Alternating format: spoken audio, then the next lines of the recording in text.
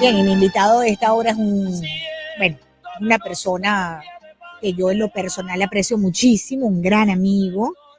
Él es politólogo, es escritor, es el director de Patria de Martí, de Cuban American Voice, columnista del América, actor, autor de varios libros, entre ellos Dictaduras y sus paradigmas, Democratización en Cuba.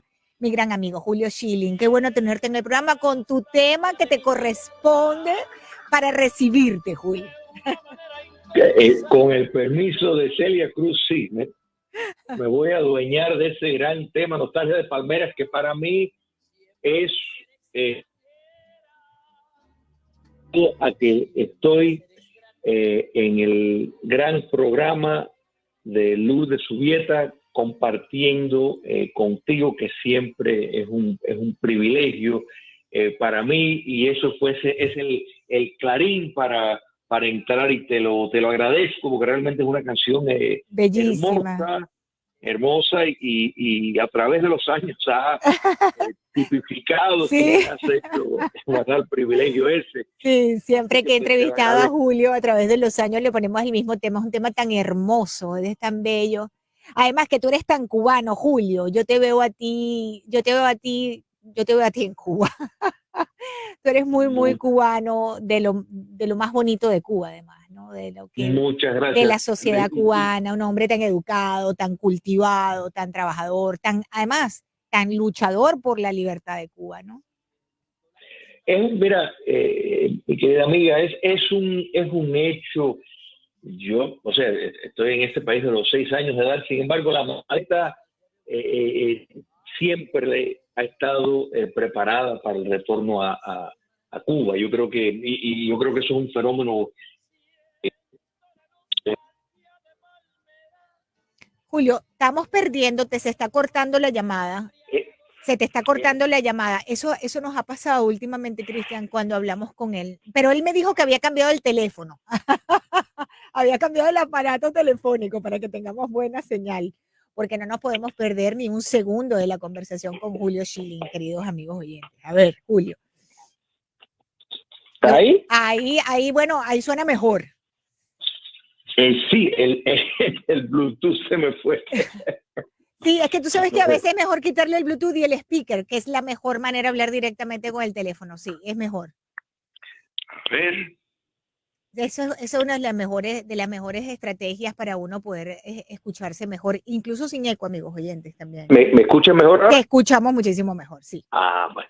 Pues mira, una de las características de un exiliado es eso, pese a crecer en un país que no es el tuyo, lo amas, lo quieres, te facilita el espacio, sobre todo si es un país libre y democrático como los Estados Unidos, pero uno crece dentro de la nación de la cual se exilió, en el caso mío, Cuba. Sí, sabes que mientras te escucho pienso que estaba revisando las cifras actuales de prisioneros políticos en Cuba. En 12 meses, 1.054 presos políticos. En este momento, según Prisoners Defenders, la organización Prisoners Defenders, hay 932 prisioneros. Es 794 del 11 de julio, de las protestas del 11 de julio. Y bueno, estamos hablando de detenidos tan jóvenes como entre 13 y 16 años. ¿Qué opinas tú, Julio, de la situación de derechos humanos en Cuba? Porque es algo que pareciera que en el mundo actualmente, que se violan consuetudinariamente los derechos humanos en muchos países. Cuando llega el tema cubano, caramba, 16 niños y niñas que han sido acusados de sedición, era para que hubiera grandes titulares de prensa, y yo no los he visto. No sé qué piensas tú de eso. Mira, tienes toda la razón, y es importante recordar que los crímenes de lesa humanidad en Cuba se viene cumpliendo desde el 1 de enero de 1959, y que en Cuba hay, según el propio informes de Prisoners Defenders, que hace un gran trabajo y es muy meticuloso en su documentación, más de 13,000 presos que en Cuba que pudieran estar conectados a el Código Penal predelictivo. En otras palabras, hay muchas personas presas en Cuba que si vivieran en un país libre probablemente no estarían presos porque no hubieran cometido ningún crimen. Pero es caprichoso, o sea, la legalidad socialista en Cuba está estructurada para mantener al despotismo en el poder. Entonces, pues parte desde ahí, se prepara para eso, se elabora para eso, y podemos decir tristemente, Lourdes, que la indiferencia ante condenas de 30 años para personas por el mero hecho, en algunos casos, de estar grabando con un video lo que está ocurriendo, condenas de 30 años, personas que nunca han tenido problema, ni siquiera lo que no sería un problema, repito, en un país libre, que es expresar descontento con el sistema, personas que nunca han tenido ningún tipo de paso de ese tipo, están enfrentando ese tipo de condenas y cuántas sesiones de tortura y juicios sumarios, ahí no hay debido proceso, ¿no? Para nada, para nada. Pero es que esto, por eso es que cuando se permite y se tolera crímenes de lesa humanidad en un lugar, eso produce tristemente un efecto contagio entre, por un lado, los regímenes del mal, y por otro lado, una indiferencia, una apatía en sociedades abiertas. Cuando vemos, por ejemplo, los campos de concentración, el genocidio en China comunista, y sin embargo se está participando en olimpiadas de determinados países. Sí, señor. O sea, con lo más bajo, hay que decirlo, con los más bajos rating de la historia ever, de la historia de la televisión. Los más bajos rating tuvieron, pero existieron y sí las hubo, ¿no? Exacto, y hay empresas que han invertido millones de dólares en anuncios. Cuando se sabe, esto no es digamos, no son rumores, se sabe que hay campos de concentración que francamente tienen gran similitud, aunque comparar el mal son grados tal vez que lo diferencian, pero campos de concentración son campos de concentración en Alemania, en China, en Cuba, donde sea. Y sin embargo, eso se tolera. Pues entonces vemos, y eso pues precisamente le da fuerza a regímenes criminales como el de Cuba, y podemos decir lo que ha ocurrido en Venezuela, en Nicaragua, con personas de la oposición, cuando las protestas, que gran parte de ellos siguen presos y han padecido tratamientos vilísimos, y sin embargo vemos condenas, vemos proclamaciones, gestos simbólicos, pero acciones concretas que se pudieran tomar si se quisieran, y sin embargo no se toman. Entonces, eso es lo que le da fuerza a regímenes dictatoriales y criminales para que actúen, porque hay una cierta impunidad en los cuales opera. Michelle Bachelet, por ejemplo, ¿qué acción ha tomado? No, nada. Exacto. Y esto, Lourdes, o sea, afecta no solo a los cubanos, los cientos de miles de cubanos que salieron a la calle ese 11 de julio, sino la tolerancia de ese tipo de actividad bárbara por parte del régimen castrista tiene sus repercusiones en el resto del mundo, porque es lo que hace que precisamente se vaya estableciendo una amnesia, una toxicidad que se tolera y después se repite en otros lugares. Ese es el precio de la indiferencia, y tristemente en estos momentos le está tocando muy visiblemente a los cubanos. ¿Sabes, Julio, que aprovechando que estás aquí, yo puse un Twitter hace como 2 días porque pasé por un lugar en Hialeah y me tropecé de frente con un edificio que decía una marca de una compañía de envíos a Cuba, y me llamó mucho la atención el tamaño del edificio, ¿no? Y entonces yo coloqué en mi Twitter: envíos a Cuba desde Miami, más de 10 vuelos diarios a distintas ciudades de la isla, Estados Unidos mayor exportador de carne de pollo, remesas y recargas a Cuba por cientos de millones de dólares, solo por mencionar algunos índices. ¿Dónde está el bloqueo? Ahora estoy viendo por aquí a este sujeto de nombre Marcos Rodríguez Costa, quien es el embajador de la tiranía castrista en México, que él dice que Biden no tiene voluntad para aliviar el bloqueo. Explícame, ¿cuál es el bloqueo, Julio Schilling? Que quiero tratar de entender cómo el primer socio comercial de Cuba es precisamente Estados Unidos y hay un bloqueo.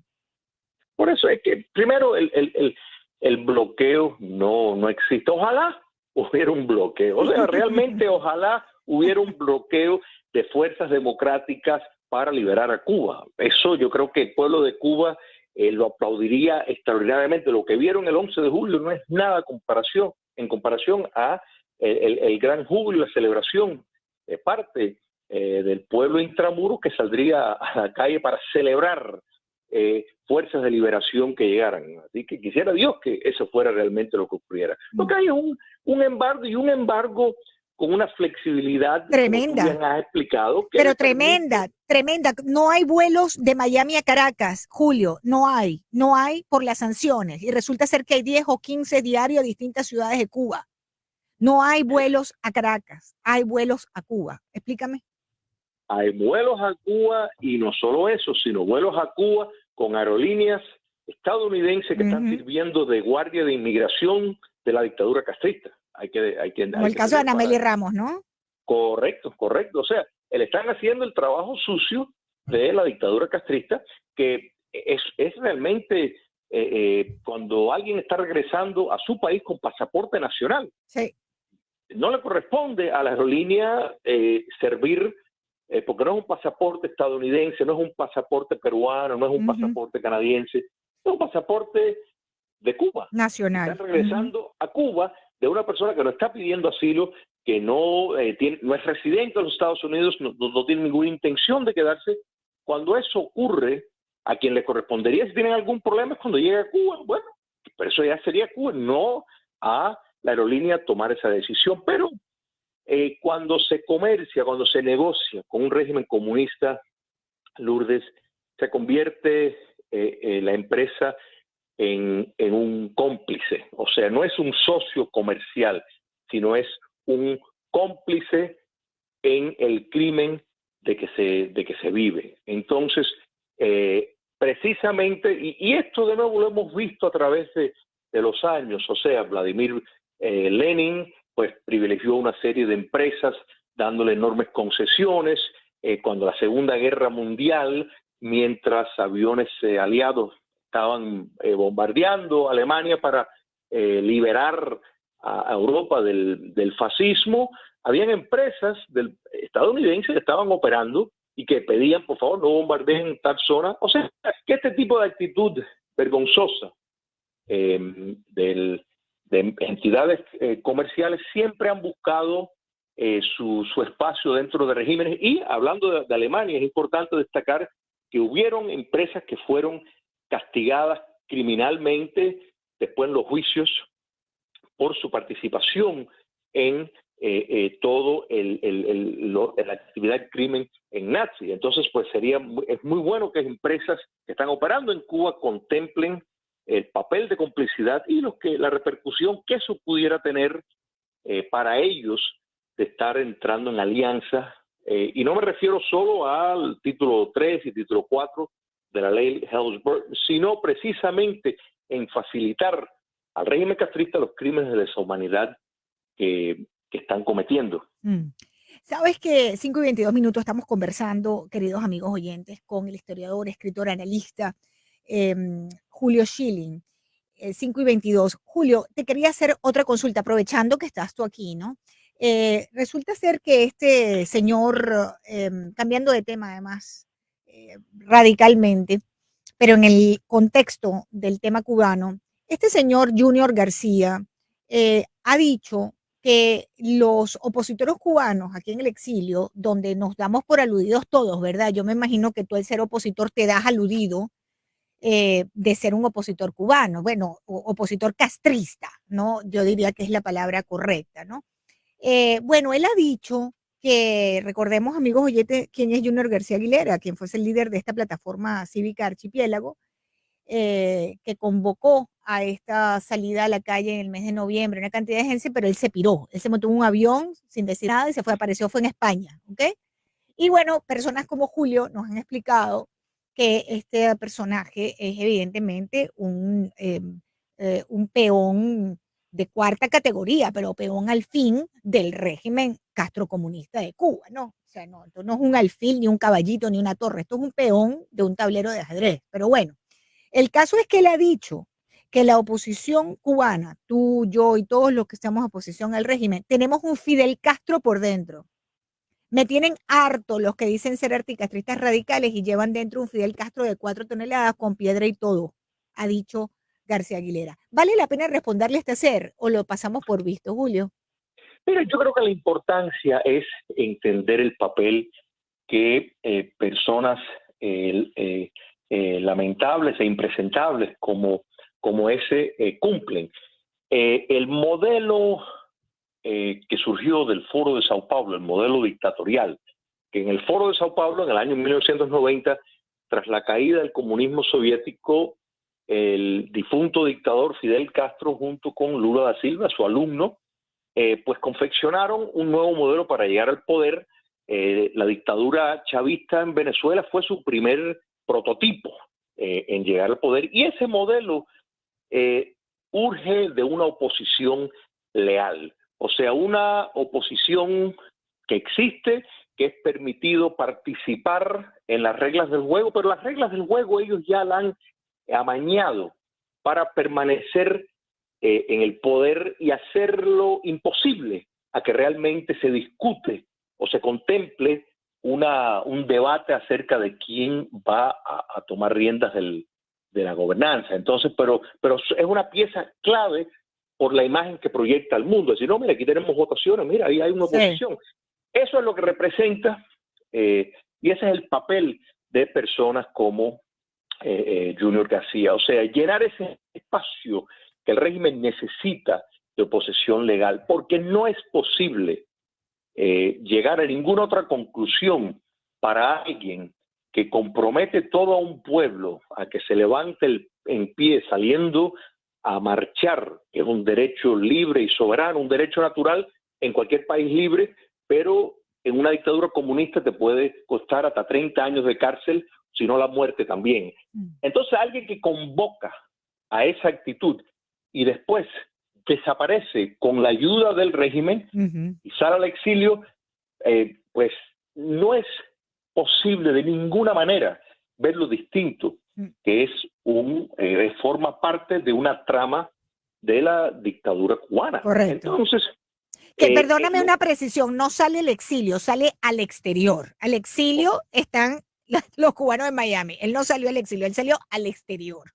Claro, porque todo esto obedece, y eso es brillante, una brillante observación, Lourdes, de tu parte, porque es que precisamente ahí tú ves las señales. El castrocomunismo está luchando para hacer creer que no hay un exilio, que hay una emigración, y que pues hay una diferenciación extraordinaria, que es parte, hay una diáspora y es una comunidad que vive en el exterior. Entonces, pues, cuando te das cuenta que todo el lenguaje de esta persona es en siguiendo y partiendo de un guión oficialista, que es de atacar el embargo, de atacar al exilio, las sanciones, al exilio, correcto, es todo la misma diatriba preparada para poder hacer su vida, ¿verdad? Poder hacer lo que le exige el régimen. Entonces, lo importante es entenderlo y verlo claro y no darle la tribuna para que,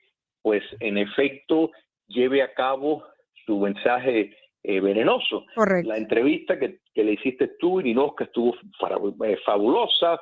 Realmente vimos cómo ustedes lo sacaron de quicio y él, pues, o sea, parecía ya desbordado, que casi parecía que estaba violento de la incomodidad que tenía, porque estas personas no están acostumbrados a debatir, sino a tener precisamente el monopolio del control y que sea solamente una la visión que se proyecte. Entonces, pues, esa es todo lo que emana de esa persona es precisamente siguiendo los pasos y las instrucciones del castrocomunismo para darle fuerza a esa oposición leal, entre comillas, que necesita, y dicho sea de paso, también una inmigración leal. Eso es parte de la necesidad. Fíjate que todas las reformas raulistas que se hicieron era contemplando que la nación cubana fuera del territorio nacional pudiera subvencionar a los cubanos en la isla económicamente. Pero afortunadamente para el pueblo de Cuba y lamentablemente para el castrocomunismo, pues las circunstancias no les favorecieron, y o sea que los Estados Unidos tomó una postura mucho más digna de mantener las sanciones a la dictadura castrista, que esto no son sanciones contra el pueblo, sino son sanciones contra un régimen dictatorial que lleva desde 1959. Julio, tú sabes que escuchándote y hablando de personajes sin importancia, de dobles agendas, de morales cuestionadas, todas las frases que has usado tan interesantes, me ha venido nuevamente aprovechando aprovechando que estás aquí, y me acaba de venir a la mente una situación sobre esta mujer excongresista demócrata que perdió con Carlos Jiménez, Murkazel Powell, que por cierto, amigos oyentes, no va a aspirar al rematch, ¿no? Con el señor Carlos Jiménez, porque sabe que está perdida. Ese no tiene chance más nunca, sobre todo después de todas esas actitudes anticubanas, el odio que se le sale por los poros, pero además la extrema izquierda que representa Debbie Murkazel Powell y todo lo peor del Partido Demócrata, donde hay gente muy brillante, pero que estos han destruido definitivamente a ese partido. Pero dicho esto, ella en Twitter hoy amenaza a Radio Mambí nuevamente y en un medio donde tú escribes, precisamente el American, donde tenemos grandes amigos también, ¿no? Gente muy preparada, que ya quisiera ella tener los títulos universitarios y la capacidad de las personas que escriben allí o dirigen ese medio. Y parte de lo que ha dicho Julio es que ella no va a aspirar ¿cómo se llama? Al Congreso, porque sabe que no tiene chance, el más mínimo chance, pero que se va a dedicar a perseguir, en pocas palabras más o menos, a medios como conservadores, como puede ser el American o puede ser Radio Mambí o puede ser cualquier otra de nuestras radios aquí en el sur de la Florida. ¿Qué tú opinas de eso? Bueno, mira, precisamente, y yo me alegro tanto porque estás tocando temas formidables, y es importante que esta gran audiencia que tú tienes entienda que nosotros estamos acá conversando, y pues todos estos temas que estás trayendo, pues realmente no tenía idea que le íbamos a hablar, y me alegro tanto que los toques, porque precisamente hoy yo me percaté de eso y yo dije, wow, hay que felicitar a Radio Mambí y al American, porque se han convertido en el foco de guerra de alguien que está promoviendo una censura, que está promoviendo en efecto lo mismo que promueven la dictadura que está en La Habana, la dictadura que está en Venezuela, en Nicaragua y en Bolivia, que es llamar desinformación a toda opinión de la cual ella no está de acuerdo. Esto es una táctica, y si escuchamos precisamente los censores castristas, por ejemplo, ellos argumentan que no hay que dejarles hablar porque están desinformando al pueblo. O sea, que están pidiendo la censura porque están desinformando al pueblo. Y no voy a entrar en la bajeza que tuvo ella de estar calumniando a los cubanos en una ocasión, poniendo todo eso a un lado. Ella está dedicada a una campaña para censurar todas las opiniones que no concuerdan con ellos. Como si fuera moralmente pura. Como si fuera moralmente pura este personaje. Que hay una investigación en su marido precisamente por vínculos de corrupción en Ucrania. Cuidado, que lo reportó el Miami Herald, ¿ok? Cuidado, sigue. Así es, y de esta controversia, de esta guerra a la cual ella es parte para censurar a todas las voces que promueven la libertad en Cuba, en Venezuela y en Nicaragua, se ha reproducido artículos en la prensa oficialista castrista. Claro, si fue Cuba Debate, pero han reproducido. claro. Uno se entera por ahí, porque son los que lo Exacto. publican. Sí, sí, sí.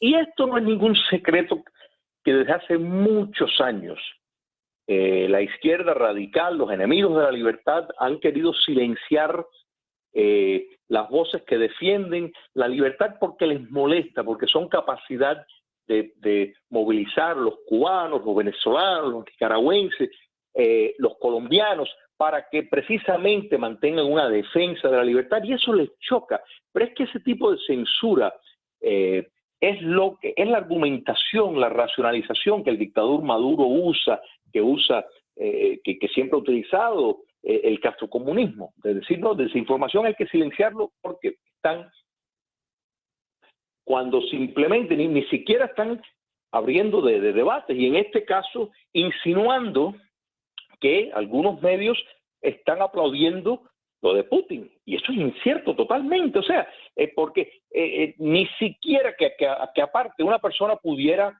tener una opinión, ¿no es verdad? Yo no la comparto, yo critico enormemente lo que el dictador Putin está haciendo, pero ella está, pues, en efecto, aludiendo como que ese no es el caso.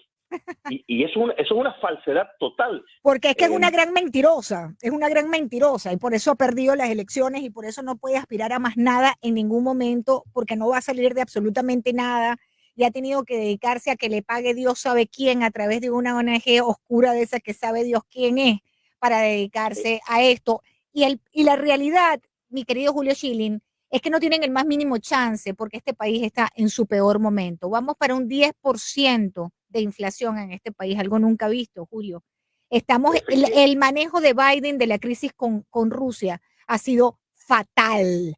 El papel de la vicepresidenta Kamala Harris este fin de semana en Múnich, eso da vergüenza. La situación económica de este país es de agarrarse la peluca y no hay forma ni manera de ver de que esto tenga vestigios de que mejore. Dímelo tú, Julio Schilling, que eres el experto. Es tal cual como tú lo has prestado, porque esto que está ocurriendo, y recuerdo que creo que nosotros hablamos, me parece que estoy casi seguro que sí, cuando el debacle en Afganistán, y dijimos, sí, esto envía mensajes terribles para los enemigos de la libertad y los enemigos de los Estados Unidos. Y estamos viendo precisamente los resultados de esa debilidad que perciben Putin, que no nos caerá bien y no estaremos de acuerdo de él, pero es una de las figuras más importantes de la política a nivel mundial. Es literalmente un monstruo formado dentro de la Unión Soviética, un hombre que sabe actuar. ¿Tú sabes lo que ha hecho hoy Putin? No solamente declaró, porque sabe que aquí en Washington no hay vida, sabe que puede hacer lo que tiene vía libre de hacer lo que le da la gana, porque las sanciones ya no les importan tampoco, Julio. Están acostumbrados, igual que Irán, a bypassear sanciones, no les importa. Ahí están Spectors, está la declaración de un funcionario del gobierno de Rusia. Las sanciones, estamos acostumbrados a estar sancionados, nosotros buscamos nuestro camino. Declaró la independencia, desestimó los acuerdos de Minsk, ahora está exigiendo el reconocimiento de Crimea y que Ucrania se declare neutral y que no va a entrar a la OTAN, porque si no, él sigue para adelante. A ver, explícame.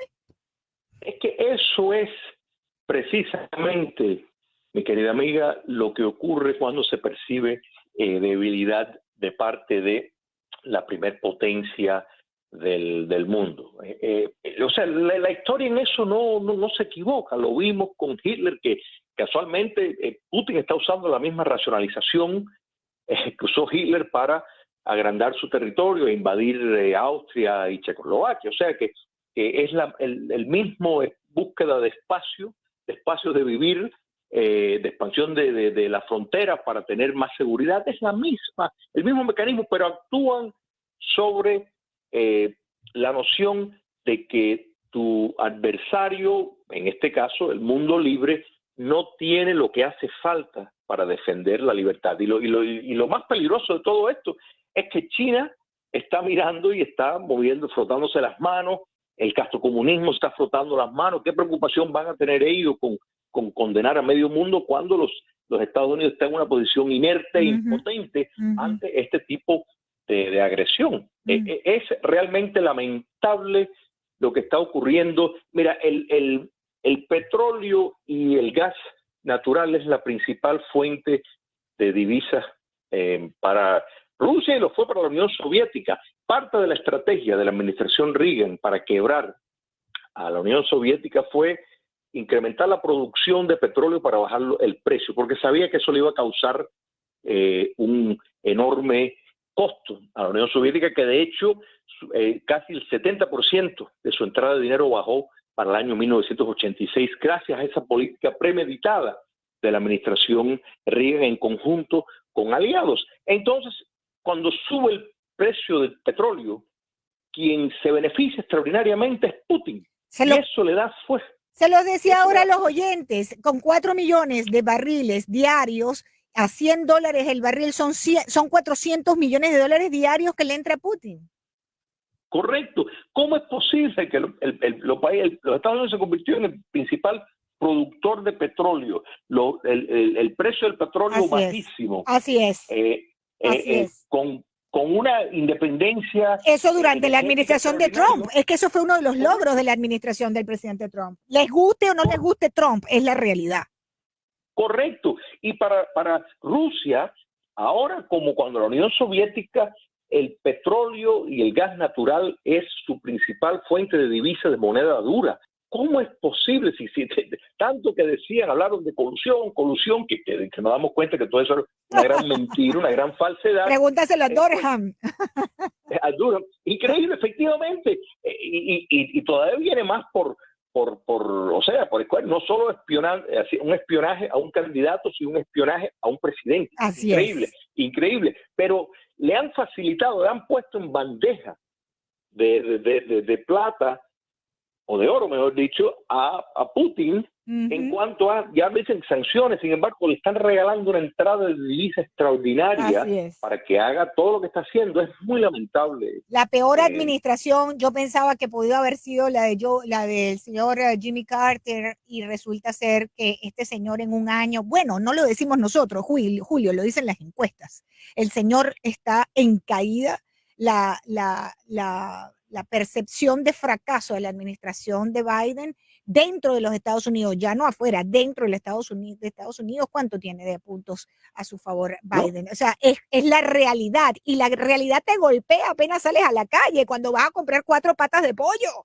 La realidad te pega en la cara cuando vas a adquirir cualquier servicio o cualquier bien, o cuando vas a poner gasolina. O sea, la realidad de este país te pega en la cara todos los días. No hay necesidad de hacer mayores análisis o profundizar en el análisis, mi amigo. ¿Y quiénes son los que más se han? Porque cuando vemos la inflación a nivel que está, y en efecto el retroceso de los ingresos del trabajador estadounidense, quiere decir que está siendo castigado severamente. Sin embargo, los que más se han beneficiado han sido los oligarcas que ayudan y que están a favor de precisamente esta administración, que lo ayudaron a llegar a donde estaba. Silicon Valley, las Big Tech, todos ellos han crecido su patrimonio extraordinariamente en esta economía que privilegia a los que tienen mucho y castigan a la clase trabajadora. De pronto, o sea, tristemente, y esto lo digo tristemente porque el Partido Demócrata, a través de su larga historia, ha tenido momentos estelares. Momentos estelares. Es una lástima cómo han destruido a ese partido. Una referencia política a nivel mundial, además. Efectivamente. Y ahora vemos que es realmente un partido controlado por una élite oligarca que controla la misma, que tiene una relación extraordinaria con los medios sociales, con el Internet, con las industrias más grandes. Y es increíble cómo en sectores de prácticamente 2 ciudades alrededor de las 2 costas, pues en efecto están a espaldas de la realidad que vive el resto del país. Entonces es muy triste, y no vemos ninguna política coherente. Hay escasez en todo. O sea, se está viviendo cosas que realmente uno dice, no, esto no puede estar. Y está pasando. Y tan rápido, porque normalmente estos son procesos que van paulatinamente. Pero acá es literalmente en cuestión de meses vino el caos. Entonces, No, uno dice... Es una tras otra, Julio, es una tras otra.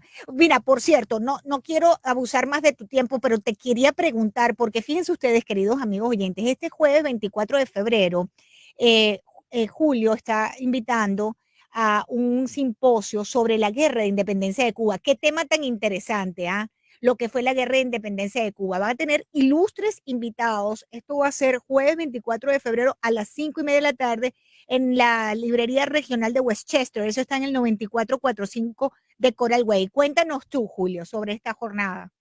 Cómo no, el día 24, como gran parte de tus oyentes saben, es el día del grito de baile, cuando se inició la guerra de independencia definitiva en la historia de Cuba. Entonces vamos a tener un simposio celebrando, y precisamente con un panel de lujo que van a estar José Antonio Albertini, Rosa Leonor Whitmarsh, Antonio Calatayud y José Raúl Vidal, exponiendo diferentes aspectos de lo que fue esa contienda, lo que fue ese periodo tan fundamental para la historia cubana, y con el lujo de que cae en el mismo día donde el grito de baile que se inició la guerra de independencia de Cuba. La entrada es completamente gratis, de 5:30 a 7:30 en la Biblioteca Pública de Westchester, en Coral Way, la 94 Avenida. Hay amplio estacionamiento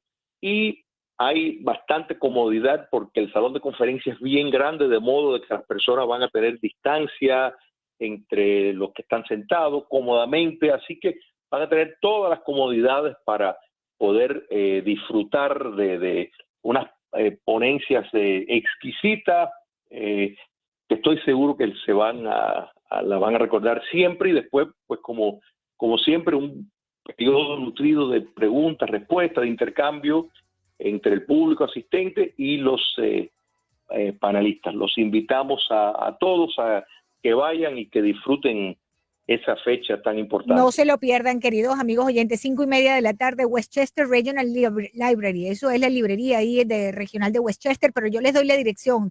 94 y Coral Way, 9445 Coral Way, aquí en Miami, este jueves 24 de febrero, 5:30, y de la mano del mejor,